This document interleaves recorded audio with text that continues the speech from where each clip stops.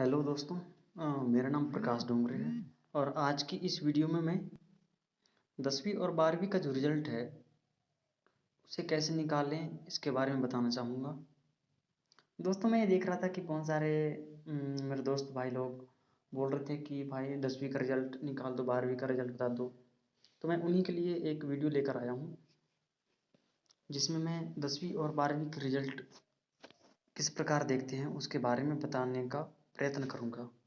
तो देखिए दोस्तों, सबसे पहले हमें क्रोम ब्राउज़र पे आना है। उसके बाद फिर MPBSE टाइप करना है। उसके बाद पे जो ये सेकंड बार पे ऑप्शन आ रहा है MP ऑनलाइन लिमिटेड का, उसको क्लिक करना है दोस्तों, जैसे मैंने ये किया।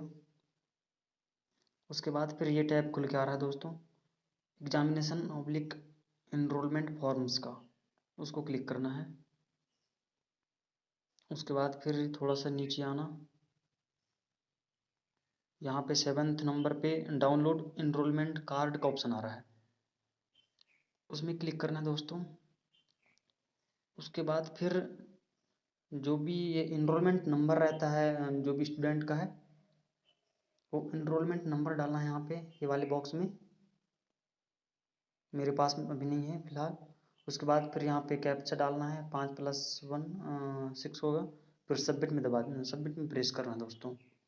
उसके बाद फिर उसका जो भी एडमिट कार्ड नंबर आएगा उसका मतलब स्क्रीनशॉट ले लेना है, ठीक है दोस्तों। उसके बाद में फिर स्क्रीनशॉट लेने के बाद में इनरोलमेंट नंबर पहले से है अपने पास में, नाइन्थ का जो मार्कशीट रहता है उसमें रहता है। उसके बाद फिर अपन को ये यहाँ पे सबमिट करने से वो एडमिट कार्ड का एप्लीकेशन नंबर मिल जाएगा, ठीक है दोस्तों।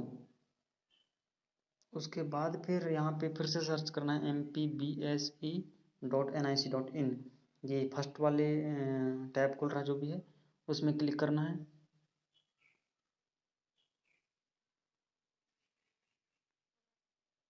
उसके बाद परीक्षा परिणाम में क्लिक करना है। यहाँ से 10वीं 10th का देखना है तो 10th वाले में कर सकते हैं आप, जैसे मैंने 10th में क्लिक किया।